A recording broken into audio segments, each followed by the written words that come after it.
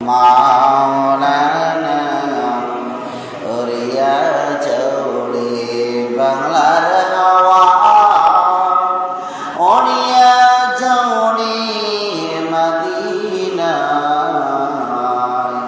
আমাদের সালাম পৌঁছে দিও দয়াল নবীর রওয়াজা صل على مولانا محمد وعلى آل سيدنا مولانا এমন দেশে যেবারে মন যে দেশের নাই ঠিকানা এমন দেশে শৈবারে মন যে দেশের নাই বিছানা আল্লাহুম্মা সাল্লি আলা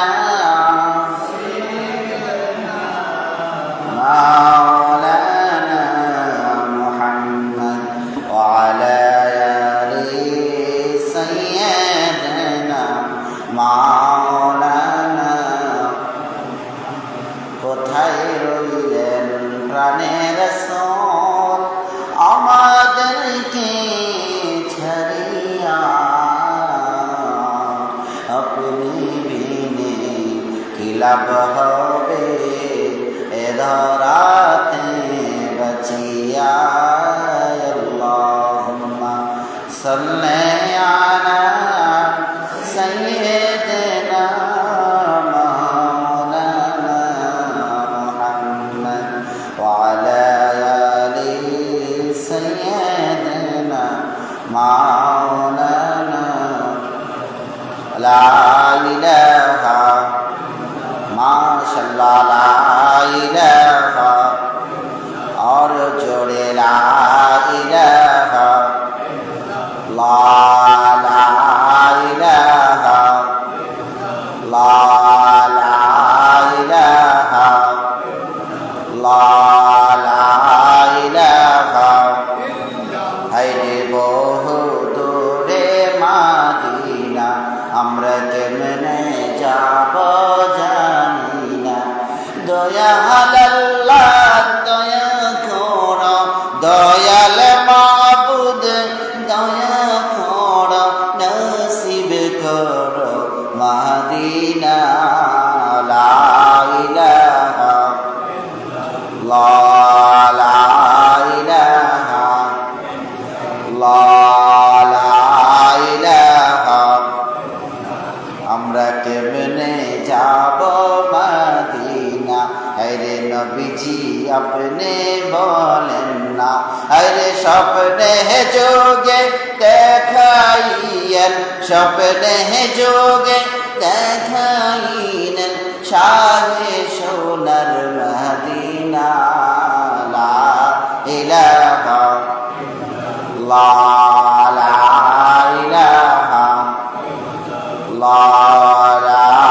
ইলাহা লা ইলাহা আল্লাহ নবীর জিকির করবে যারা আল্লাহর কাছে প্রিয় তারা আল্লাহর কাছে প্রিয় যারা জান্নাতে প্রবেশ করবে তারা লা ইলাহা লা ইলাহা লা ইলাহা লা ইলাহা ইল্লাল্লাহু মুহাম্মাদুর রাসূলুল্লাহ সাল্লাল্লাহু আলাইহি ওয়াসাল্লাম।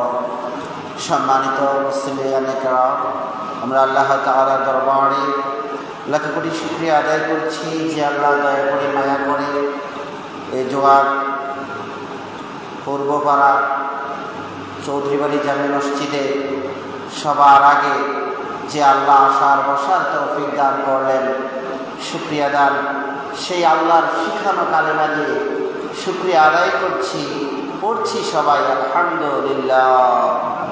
লক্ষ কোটি দরুদ আর সালাম আকায়ে নামদার তাজদার মদিনা হুজুরে পুরনুর সাল্লাল্লাহু আলাইহি সাল্লামের প্রতি পড়ছি মুহাম্মদুর রাসূলুল্লাহ সাল্লাল্লাহু আলাইহি ওয়াসাল্লাম। মাগফিরাত কামনা করছি আমাদের শ্রদ্ধেয় বাবা, শ্রদ্ধেয়া মা, যাদের অন্ধকার কবরে শুয়ে আছেন, মসজিদের পাশে, পুকুর পাড়ে, বাঁশ জারি, রাস্তার কোণে। আল্লাহ যেন সবার কবরগুলা জান্নাতের টুকরা বানিয়ে দেয়, পড়ি আমিন। এমন অনেক কবরস্থান আছে যে কবরস্থানে আমাদের মা বাবা, দাদা দাদি, নানা নানি শুয়ে আছে, কিন্তু আমরা কখনো তাদের কবর জিয়ারত, তাদের জন্য দোয়া পাঠাই না। এরকম কবর আছে না? কিন্তু আল্লাহ রাসূল সাল্লাল্লাহু আলাইহি সাল্লাম বলছেন, প্রত্যেক কবরবাসী জুমার দিন, বৃহস্পতিবারে, সোমবারে ওয়াজ মাহফিলে রুহানি হালতে যারা আসে, তাদের সন্তান, তাদের আত্মীয় স্বজন, তারা কি অবস্থায় আছে, তারা তাদের জন্য দোয়া করে কিনা, তাদের জন্য সওয়াবের সানি পৌঁছায় কিনা, এগুলো দেখতে আসে। এই জন্য আমাদের উচিত আমাদের যত আত্মীয় স্বজন কবরে আছে সবার জন্য নামাজের পরে দোয়া করা, সপ্তাহে একদিন জুমার দিন জিয়ারত করা, এটা আমাদের উচিত। যদি আমরা আমাদের মা বাবার জন্য জিয়ারত করে দোয়া করে তাদের জন্য আল্লাহর কাছে পানা চাইতে পারি, আমরাও যখন কবরে চলে যাব, অন্ধকার 3.5 হাত কবর, সাথী নাই বাতি নাই, অন্ধকার কবর, ওই কবরে আমরা যখন শুয়ে যাব, আমাদেরও আমাদের সন্তান, আমাদের আত্মীয় স্বজনরা কবর জিয়ারত করে আমাদের জন্য দোয়া করবে। সুবহানাল্লাহ। যদি আমরা করি, আর আমরা যদি অলসতা করি, অবহেলা করি, আমাদের সন্তানও আমাদের কবরের পাশে যাবে না। এটাই নিয়ম। আমি যেমন করব ফল, আমার সন্তান, আমার আত্মীয় স্বজন আমার জন্য তেমনই করবে। আল্লাহ তাআলা কোরআনুল কারীমে বলেছেন, ওয়াইলুল লিকুল্লি হুমাযাতিন লুমাযা আল্লাযী জামা'a মালান ওয়া আদ্দাদা। ও পৃথিবীর মানুষ, ধ্বংস ওই সমস্ত লোকেরা, অভিসম্পাত ওই সমস্ত লোকেরা, ধ্বংস ওই সমস্ত লোকেরা, ওয়েল দুজকে যাবে ওই সমস্ত লোকেরা যারা মানুষের সামনে এবং পেছনে গীবত করে। আসেনি? আল্লাহ তাআলা এই সূরাটির নাম সূরাতুল হুমাযা বলেছেন। 30 পারায় এই সূরাটি অবতীর্ণ হয়েছে। রাসূল আরবি সাল্লাল্লাহু আলাইহি সাল্লামের মক্কা জীবনীতে এই সূরাটি নাযিল হয়েছিল। এই সূরার মধ্যে আল্লাহ তাআলা বড় একটি মেসেজ দিয়েছেন, মানুষ যদি কম আমল করে, ঈমান যদি সঠিক থাকে, আর এই দোষগুলি তার মধ্যে না থাকে, তাহলে আল্লাহ তাআলা ওই বান্দার জীবনের ছোট গুনাহগুলো মাফ করে তার কবর জান্নাতের বাগান বানিয়ে দেবে। সুবহানাল্লাহ। আর যদি এই দুষ্টটিগুলো থাকে, তাহলে তার আমলে সিলা ধরবে না, তার আমলে জাহান্নাম থেকে বাঁচাতে পারবে না, জাহান্নামের আগুন থেকে, আযাব থেকে সে বাঁচতে পারবে না। এই জন্য আল্লাহ বলেছেন, ওয়াইলুল লিকুল্লি হুমাযাতিন লুমাযা, যারা মানুষের সামনে এবং পিছনে চুগলখড়ি করে, গীবত করে, সমালোচনা করে, আল্লাহ বলেছেন তারা ওয়েল দোজখে যাবে। জাহান্নাম আল্লাহ তাআলা 7টি বানিয়েছেন, জান্নাত আল্লাহ তাআলা 8টি বানিয়েছেন। আল্লাহর মায়া বেশি, মহব্বত বেশি, ভালোবাসা বেশি, আমাদের আল্লাহ এবং রাসূলের প্রতি মহব্বত ভালোবাসা বেশি, ঠিক কিনা? এই জন্য আল্লাহ তাআলা মায়া দয়াটা বেশি। এই জন্য আল্লাহ তাআলা জান্নাত বানিয়েছে 8টা, আর আযাবের জাহান্নাম বানিয়েছে 7টা, ঠিক কিনা? জান্নাত একটা বেশি, জাহান্নাম একটা কম, কারণ আল্লাহর মায়া বেশি। হাদিসে কুদসি রাসূল আরবি সাল্লাল্লাহু আলাইহি সাল্লাম বলেছেন, আল্লাহ একদিন পরীক্ষা করলেন আল্লাহর রাগ বেশি না মায়া বেশি? আল্লাহ একদিন পরীক্ষা করলেন, আল্লাহর রাগ বেশি না মায়া বেশি? পরীক্ষা শুরু হয়ে গেল। আল্লাহর রাগ করল, তুমি লেগে যাও আমার দয়ার সাথে। দয়া আল্লাহর রাগ, দুইটা প্রতিযোগিতা শুরু হয়ে গেল। দেখলো পরীক্ষার শেষে রেজাল্ট আসলো, আল্লাহর দয়া বেশি রাগ কম। সুবহানাল্লাহ। আল্লাহর দয়া বেশি। কেমন দয়া? আল্লাহ জানাইলেন আমার 100% দয়ার ভিতরে 1% দয়া আমি সারা দুনিয়ার সমস্ত জগৎ সমস্ত প্রাণীর ভিতরে দিয়ে দিয়েছি। সুবহানাল্লাহ। আর 99% দয়া আমি আল্লাহ আমার কুদরতি হাতে রেখে দিয়েছি। হাশরের ময়দানে আমি আল্লাহ আমার প্রিয় বান্দা বান্দীদেরকে ওই আগুনের ভিতরে সূর্য অর্ধ হাত উপরে থাকবে, ওই আযাব থেকে মুক্ত করে, ওই 7টা জাহান্নাম থেকে মুক্ত করে আমি আল্লাহ দয়া দ্বারা মাফ করে আমার প্রিয় বান্দা প্রিয় বান্দী প্রিয় গোলামদেরকে আমি জাহান্নাম থেকে মাফ করে দয়া করে তাদেরকে জান্নাতে ঢুকিয়ে দেব। সুবহানাল্লাহ। এজন্য আল্লাহ তাআলা চিন্তা করেন, আল্লাহর 1% মায়া সারা দুনিয়ায় দিয়ে দিয়েছেন। কেমন দয়া দিয়েছেন? মা জননী হতে পারে পাখির মা, ছাগলের মা, গরুর মা, মানুষের মা, যত প্রাণী আল্লাহ দুনিয়ায় বানিয়েছেন। দেখা গেল মা খায় নাই, কিন্তু সন্তান না খেয়ে আছে, মা সহ্য করতে পারে না, ঠিক না? মা অসুস্থ, কোন সমস্যা নাই, ডাক্তারের কাছে যায় না, ওষুধ আনে না, কিন্তু সন্তান অসুস্থ, মা সহ্য করতে পারে না, ঠিক না? এটা হলো মায়ের দয়া। আর এই দয়া এসেছে আল্লাহর কাছ থেকে। আল্লাহ বলেছেন আমার 100% দয়ার ভিতরে 80% দয়া আমি সারা পৃথিবীর সকল প্রাণীদের কাছে পৌঁছে দিয়েছি। আর 99% দয়া আমি আল্লাহ আমার কাছে রেখে দিয়েছি হাশরের ময়দানের জন্য। সুবহানাল্লাহ। এত মায়া এত দয়া আল্লাহ দেখলেন নবীকে কত কষ্ট দিল দুনিয়ার মানুষেরা।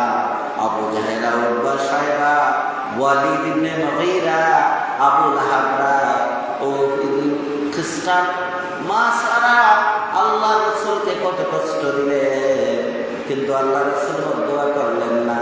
আল্লাহ রাসূল সব সময় দোয়া করলেন, কারণ আল্লাহ তো বলেছেন ওয়া মা আরসালনাকা ইল্লা রাহমাতান লিল আলামিন। সুবহানাল্লাহ। আল্লাহ বলেছেন আমি যত জগতের জন্য রব, আমি যত জগতের জন্য যত প্রাণীর জন্য আমি আল্লাহ, ওই সমস্ত জগতের জন্য নবী তুমি হলো রহমান। সুবহানাল্লাহ। নবী আপনি হলেন রহমান। আমি যত জায়গায় যত প্রাণীর কাছে আল্লাহ, তত জায়গায় তত প্রাণীর কাছে নবী আপনি হলেন রহমান। সুবহানাল্লাহ। এই জন্য নবী বলেছেন আল্লাহ গো তারা বোঝে না, তারা জানে না, তারা বোঝে না, তারা এই জন্য আমি রাসূলকে কষ্ট দেয়। আল্লাহ মেহেরবানি করে দয়া করে আল্লাহ তাদেরকে আযাব দিয়েন না, তাদেরকে আপনি দয়া করে হেদায়েত দান করে। সুবহানাল্লাহ। ওই পাহাড়ের মধ্যে রাসূলকে কষ্ট দিল, রাসূল কালেমার দাওয়াত দিয়ে গেল, ওই রাসূলকে কষ্ট দিল, পাথর মারলো, ছোট ছোট ছেলেরা নিয়ে দিল, রাসূলকে কষ্ট দিল, পাথর মারলো, কিন্তু রাসূল কি করলেন? রাসূল অভিশাপ দেন না, ওই কষ্ট দেখে পাহাড় বলতে শুরু করে দিল, জিবরাইল আজরাইল বলা শুরু করে দিল। ও রাসূল একটি মাত্র হুকুম দেন, এই কাফেরের দলের আপনাকে কষ্ট দেয়, আমরা তাকে ওই পাহাড় জমি সহ উল্টিয়ে দেব। আল্লাহ রাসূল আপনি একবার হুকুম দেন। রাসূল বললেন না না না, ও পাহাড় না, ও ফেরেশতা না, আমি কাউকে ধ্বংস করার জন্য, আমি কাউকে অভিশাপ দেওয়ার জন্য দুনিয়ায় আল্লাহ আমাকে পাঠায় নাই, আমাকে আল্লাহ পাঠিয়েছেন দুনিয়ার জান্নাতে হেদায়েতের জন্য নেওয়ার জন্য। সুবহানাল্লাহ। সবাইকে জান্নাতে নেওয়ার জন্য আমাকে আল্লাহ পাঠিয়েছেন, সবাইকে ঈমানদার বানানোর জন্য আমাকে নিয়েছেন। অতএব তোমরা তাদেরকে আক্রমণ করো না। হতে পারে তারা কাফের বেঈমান থাকবে, কিন্তু তাদের সন্তান আদি বংশধর পরম্পরা কিছু না কিছু মানুষ একদিন ঈমানদার হবে, আল্লাহর প্রিয় বান্দা বান্দি হবে। একদিন না একদিন কিছু কিছু মানুষ তারা আল্লাহর জান্নাতে যাবে। সুবহানাল্লাহ। চিন্তা করছেন? কয় এরা হতে পারে খারাপ, ইহুদি, বেঈমান, খ্রিস্টান, হ্যাঁ, নাসারা, কাফের, কিন্তু তাদের বংশধরের একদিন না একদিন কোনো না কোনো মানুষ ঈমানদার হবে। এই জন্য তাদেরকে ফেরেশতা ও পাহাড় তাদেরকে ধ্বংস করিও না। সুবহানাল্লাহ। ওই আল্লাহ বলেছেন, ওয়াইলুল লিকুল্লি হুমাযাতিল লুমাযা। ও বান্দা, তুমি অভাবনায় থাকো, অসুস্থতায় থাকো, বিপদে থাকো, যে অবস্থায় থাকো না কেন বান্দা, তুমি অন্যের সমালোচনা করিও না, অন্যের বিপদ খাইও না, অন্যের পরনিন্দা করিও না, চুগলখড়ি করিও না। কারণ রাসূল বলেছেন, যারা অপরের সমালোচনা করবে, গীবত করবে, তারা আপন মরা ভাইয়ের গোশত খায়। নাউযুবিল্লাহ। আসেনি? বলা হয়েছে যারা মানুষের সমালোচনা করবে, গীবত করবে, সেজন্য তার আপন মরা ভাইয়ের গোশত খায়। রাসূল বলেছেন, যে কারো সমালোচনা করবে, আমি আপনার সমালোচনা করব, আপনার নেকগুলা আমার নেকগুলা সেই যাচ্ছে, কারণ আমি তার সমালোচনা করছি। আমার নেক যদি না থাকে, ওই ব্যক্তির গুণাগুলা আমার আমল নামায় এসে যাবে, যদি আমি অন্যের সমালোচনা করি। ঠিক কিনা? এই জন্য সমালোচনা করা যাবে না ভাই। যার যার কবরে এসে এসে যাবে, যার যার জান্নাত এসে এসে যাবে, যার যার জাহান্নাম এসে এসে যাবে, যার যার হিসাব কবরে সে এসে দিবে। কারো হিসাব কেউ দিতে পারবে না। পারবে? কারো হিসাব কেউ দিতে পারবে না। কারো হিসাব কারো কাছে চাওয়া হবে না। অতএব যার হিসাব তাকে দিতে হবে। এই জন্য যে অবস্থায় থাকে, অন্যের সমালোচনা করা যাবে না, অন্যের সম্পদ দেখে হিংসা করা যাবে না। বলা হয় চেষ্টা করো, হিংসা করিও না। ঠিক কিনা? চেষ্টা করো, হিংসা করিও না। এমন হতে পারে আল্লাহ তোমার কল্যাণ চাইছে, এই জন্য তোমার অভাব অনটন। আল্লাহ চাইছে তোমার কল্যাণ, এই জন্য তোমার অভাব অনটন, এটা তুমি বুঝতে হবে। হতে পারে তোমার ভবিষ্যৎ ফিউচার তুমি তো জানো না, আল্লাহ ভালো জানেন। এমন হতে পারে তোমাকে আল্লাহ কোটিপতি, লক্ষপতি বানাইনি, তুমি ঈমান হারা হয়ে যাইতা, বেঈমান হয়ে যাইতা, টাকার পিছে ঘুরতা, তারপর আল্লাহর ইসলাম থেকে দূরে সরে যাইতা। এই জন্য আল্লাহ তোমার কল্যাণ চাইছে, এই জন্য তোমাকে আল্লাহ অভাব অনটন দিছে, কোটিপতি বানাই নাই। এই জন্য আল্লাহ তোমার কল্যাণের জন্য বানাইছে। এই বিশ্বাস, ইয়াকিন, ভালোবাসা আল্লাহর প্রতি রাখা লাগবে। সুবহানাল্লাহ। আর তোমাকে আল্লাহ কোটিপতি বানাইছে, আল্লাহ দেখছে যে না তুমি কোটিপতি হইলে, অনেক ভালো মানুষ হইবা, সামাজিক কাজ করবা, ধর্মীয় কাজ করবা, জনস্বার্থে গরিব দুঃখীদের পাশে দাঁড়াবা, তোমার দ্বারা দেশের, দশের, সমাজের উপকার হবে, তুমি দুনিয়া এবং আখিরাতের কল্যাণের জন্য দান করবা।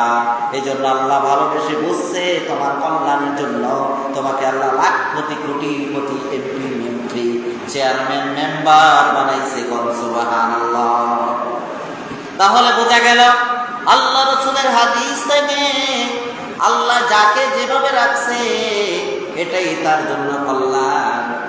আল্লাহ বলেছেন যদি সে বুঝতে পারে এটাই তার জন্য কল্যাণ।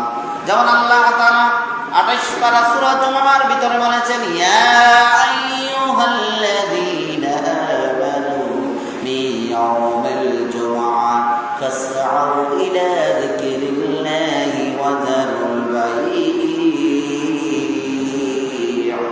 আল্লাহ তাআলা বলেন, যখন তোমাদের মাঝে জুমার আযান হয়, তোমরা দুনিয়াবি সমস্ত কাজ বন্ধ করে তোমরা মসজিদের ভিতরে চলে আসো, মসজিদের দিকে চলে আসো। এতেই তোমাদের কল্যাণ আছে, তোমাদের মঙ্গল আছে দুনিয়া এবং আখিরাতের। তোমরা যদি জ্ঞানী হও তবে তোমরা বুঝতে পারবে। সুবহানাল্লাহ। যদি তোমরা জ্ঞানী হও তবে বুঝতে পারবে, কারণ জ্ঞানী ছাড়া বুঝবে না। মনে করবা না আমার দোকান এখন বন্ধ করলে, নামাজে চলে গেলে আমার ব্যবসার লস হবে, আমার লাভ কম হবে, ব্যবসা কম হবে। না না না না, এমনও হতে পারে তুমি নামাজ পড়ে যাওয়ার পরে আল্লাহ এক করলে যত টাকা বিক্রি করতা, আর তুমি নামাজ পড়ে যাওয়ার পরে আল্লাহকে সেজদা দিয়ে যাওয়ার পরে আল্লাহ তোমাকে 3 ঘন্টার বেচা আধা ঘন্টায় দিয়ে দিতে পারে। সুবহানাল্লাহ, ঠিক কি না? আল্লাহ পারে না এমন কোনো কিছু না, আল্লাহ পারে না এমন কোনো কিছু না। আল্লাহ পরের আয়াতে বলেছেন আল্লাযী জামা'a মালাহু ওয়া আদ্দাদা। আর 2 নম্বর যারা ওয়াইল দুজকে যাবে, 2 নম্বর, 1 নম্বর যারা জিজ্ঞাসা করবে, পরনিন্দা করবে, এগুলা সারা লাগবে, না হলে আমল ইমান কোন কাজে আসবে না। 2 নম্বর আল্লাযী জামা'a মালাহু ওয়া আদ্দাদা, যারা সম্পদ জমা করে আর বারে বারে গণনা করে। আল্লাহ নিজেই বলেছেন আল্লাযী জামা'a মালাহু ওয়া আদ্দাদা, যারা সব সময় আল্লাহ জমিনে, যারা সব সময় তার সম্পদ, তার টাকা পয়সা, তার ক্ষেত কামার, তার সমস্ত জিনিস সে জমা করে আর বারে বারে গণনা করে, আমার কয়টা ক্ষেত হলো, আমার কয়টা বাড়ি হলো, আমার কয়টা গাড়ি হলো, আমার কত টাকা ক্যাশ হলো, আমার ব্যাংকে সুইস ব্যাংকে কত টাকা হলো, শুধু বারে বারে হিসাব করে, গণনা করে আর শুধু সম্পদ জমা করে, আল্লাহ রাস্তায় দান করে না, কৃপণতা করে। আসেনি? আছে। আল্লাহ বলেছেন এই 2 শ্রেণী, এক হলো সমালোচনাকারী সামনে পেছনে, আর হলো সম্পদ জমা করে আর গণনা করে, দান করে না, কৃপণতা করে, গরিবকে দান করে না, মসজিদ মাদ্রাসায় দান করে না, এতিম মিসকিন এতিমকে সহায়তা করে না। ওই 2 শ্রেণীর মানুষ আল্লাহ তাআলা ওই ওয়াইল দুজকে নিক্ষেপ করবে। করুণা নাউজুবিল্লাহ।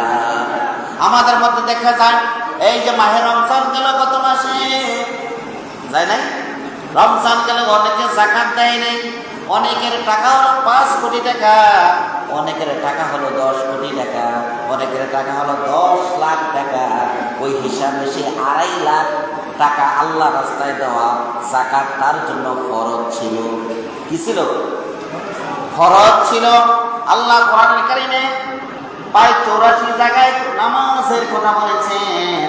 এর মধ্যে সব জায়গায় আল্লাহ তাআলা নামাজের মতো ফরজে আইনের মতো নামাজের সাথে সাথে আল্লাহ বলেছেন ওয়াকিমুস সালাতা ওয়া আতুজ যাকাত ওয়ারকাউ মা'আর রাকিঈন।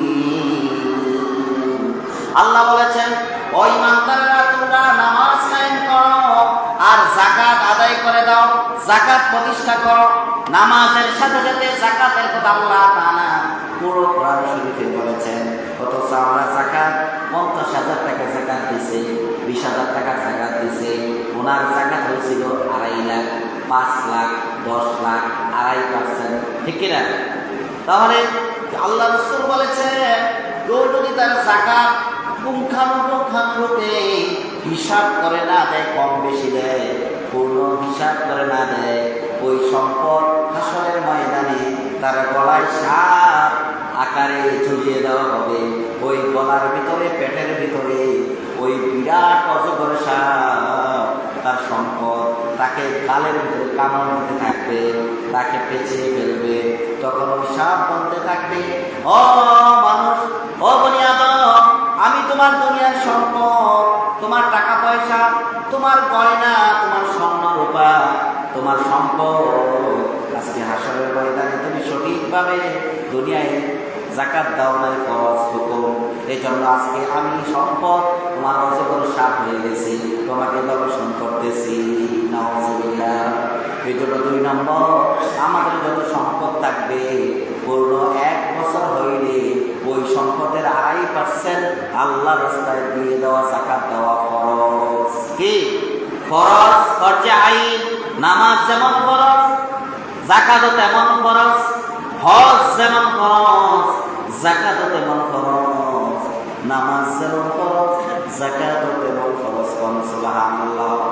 3 নম্বরে আল্লাহ বলছেন ইয়াহসাবু আন্না মালাহু আখলাদা, তারা মনে করে ওই সম্পদওয়ালারা, ওই পাওয়ারওয়ালারা, ওই টাকাওয়ালারা, ওইরা মনে করে এই সম্পদ তাকে চিরস্থায়ী করবে, এই সম্পদ তাকে চিরদিন বাঁচিয়ে রাখবে, এই সম্পদ তাকে চিরদিন সম্মানই করবে। আসেনি? যারা 17 বছর ছিল তারা মনে করেছিল এই সম্পদ, এই পাওয়ার, এই ক্ষমতা তাকে আজীবন বাঁচিয়ে রাখবে 2140 পর্যন্ত। কিন্তু আল্লাহ বলেন না না, তোমরা যেটা ভাবছো ইয়াহসাবু আন্না মালাহু আখলাদা, তোমরা যে মনে করছো তোমার সম্পদ, তোমার টাকা পয়সা, তোমার ক্ষমতা তোমাকে চিরস্থায়ী করবে, চিরদিন বাঁচিয়ে রাখবে, না না না, এই সম্পদ চিরদিন তোমাকে বাঁচিয়ে রাখবে না, এই ক্ষমতা চিরদিন তোমাকে সম্মান দিতে পারবে না, এই সম্পদ চিরদিন তোমাকে হায়াত বৃদ্ধি করতে পারবে না। আল্লাহ তারপর বলছেন ইয়াহসাবু আন্না মালাহু আখলাদা কাল্লা লা ইউনবাযান্না ফিল হুতামা, কাল্লা কখনো না, লা ইউনবাযান্না ফিল হুতামা। প্রথমে 2 শ্রেণীর মানুষ, তাদেরকে ওয়েল দোজখে নিক্ষেপ করা হবে। 1 নম্বর যারা সমালোচনা করে, হুজুরের পিছনে নামাজ পড়ে, মসজিদ থেকে বের হলে হুজুর বালানা, হুজুরে বেহায়া আনে, হুজুরে কালা, হুজুরে বেশি সুন্দর, হুজুরে ক্রিম দেয় কেড়ে, হুজুরে লম্বা টুপি করে কেড়ে, হুজুরে ছোট টুপি করে কেড়ে, হুজুরে চিকন কথায় কথা বলে কেড়ে, হুজুরে মোবাইল ব্যবহার করে কে, ঠিক কিনা? বুদ্ধা মানুষের দোষ, বুদ্ধা হুজুরের দোষ। ওই লোক এত 5 তলা বিল্ডিং বানাইল, হারাম টাকা দিয়ে বানাইল, আমি তো পারি না। আসেনি? অর্থাৎ 2 শ্রেণীর মানুষ ওয়াইল দোজখে যাবে। আল্লাহ সূরা হুমাযায় বলেছেন 1 নম্বর যারা গীবত সমালোচনা করবে, পর নিন্দা সামনে পেছনে করবে, 2 নম্বর যারা সম্পদ জমা করবে আর বারবার গণনা করবে, এই 2 গুণ যার থাকবে ওই লোকটা জাহান্নাম ওয়াইল দোজখে যাবে। নাউযুবিল্লাহ। এটা কি আমার কথা? আল্লাহর কথা। 2 নম্বর ইয়াহসাবু আন্না মালাহু আখলাদা কাল্লা লা ইউনবাযান্না ফিল হুতামা, তারা কখনো, আল্লাহ বলছেন তারা কখনো এই সম্পদটাকে চিরস্থায়ী করতে পারবে না, চিরদিন বাঁচিয়ে রাখতে পারবে না, চির সম্মানিত করতে পারবে না, হায়াত বৃদ্ধি করতে পারবে না, ঠিক কিনা? কাল্লা লা ইউনবাযান্না ফিল হুতামা, বরঞ্চ তাকে আমি আল্লাহ হুতামা জাহান্নামে নিক্ষেপ করব। কি জাহান্নাম? হুতামা জাহান্নাম। যারা সম্পদ বেশি বেশি করবে তারা হুতামা জাহান্নামে যাবে। কোথায়? হুতামা জাহান্নাম। আল্লাহ বলছেন না, ওয়া মা আদরাকা মাল হুতামা, রাসূল আপনি জানেন কি ওই হুতামা জাহান্নাম কি? আল্লাহ নিজেই বলছেন, ও রাসূল আপনি জানেননি ওই হুতামা জাহান্নাম কি? ওটা কেমন, ওটা কোন ধরনের, ওটা কোন রকমের জাহান্নাম? আল্লাহ পরের আয়াতে বলছেন নারুল্লাহিল মুকাদা, ওটা হলো জ্বলন্ত আগুনের নাম। নাউযুবিল্লাহ। জ্বলন্ত আগুন। ওই হুতামা জাহান্নাম হলো জ্বলন্ত আগুনের নাম, যেটা 24 ঘন্টা শুধু আগুন জ্বলে, আগুন জ্বলে। দুনিয়ার মতো লাল আগুন না। নবীজি বলেছেন দুনিয়ার আগুনকে 1000 বছর তাপ দেওয়া হয়েছে। কয় বছর? 1000 বছর তাপ দেওয়া হয়েছে দুনিয়ার আগুনকে। তাপ দেওয়ার পরে ওই আগুনের কালার হয়ে গেছে সাদা।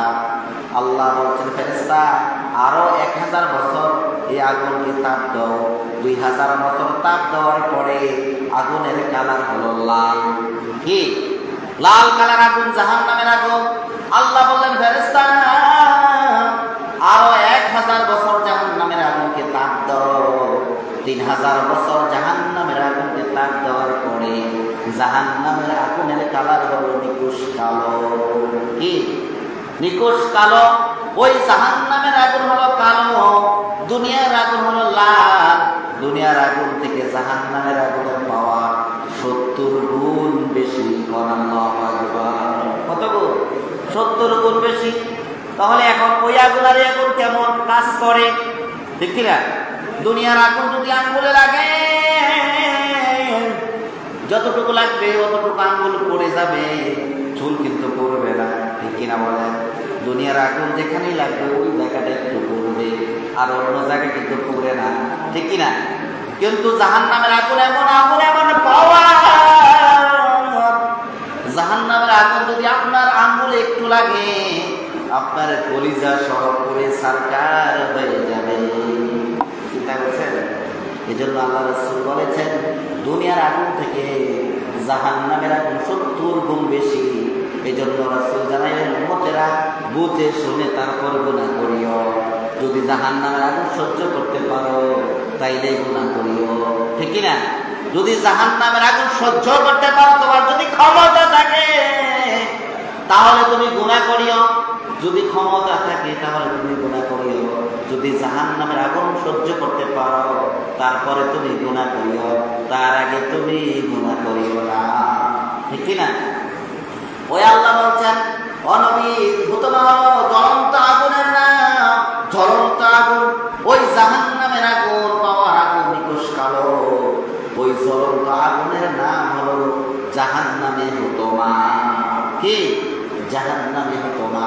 তারপর আল্লাহ বলছেন নাম মুক্তাদা আল্লাতী তাত্তালিউ আলাল আফিদা, যে আগুন লাগার সাথে সাথে আপনার শরীরে স্পর্শ করার সাথে সাথে আপনার কলিজা পুরো সারকার হয়ে যাবে, সেটা হলো জাহান্নামে হুতমা। ওইটা হলো জাহান্নামের আগুন। এটা কি? জাহান্নামের আগুন। আপনার একটু আঙ্গুলে লাগবে, একটু পায়ের পাতায় লাগবে, সাথে সাথে আপনার শরীর পড়ে যাবে, আপনার কলিজা সব পড়ে সারকার ছাই হয়ে যাবে। কি হবে? ছাই হয়ে যাবে। এমন আগুন। আরো আল্লাহ